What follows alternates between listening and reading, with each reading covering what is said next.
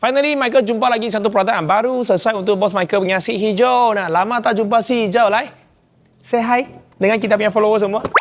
Okay guys, so Lai, jom. Kamera masuk. So, korang tengok lah. Time tu, saya pakai mirror ini. So, lama-lama saya tengok lah. Ayo, macam mana mau sehat? Tidak sehat lah. So, projek untuk hari ini, saya mau cabut ini. Lepas tu, Michael tukar pergi ini. Siapa kena ini? Sila komen. Lai, mula.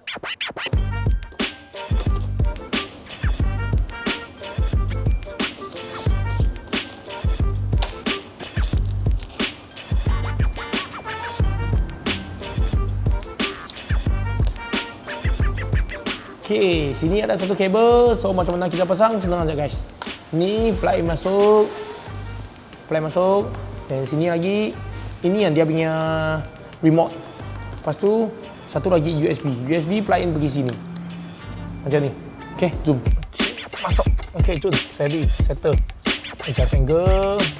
Okay, wire. Terpaksa lah masuk pergi sini.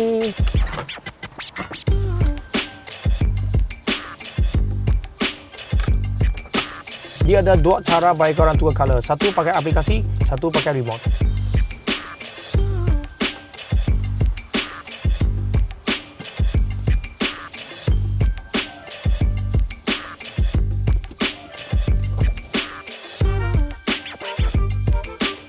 Macam mana korang rasa?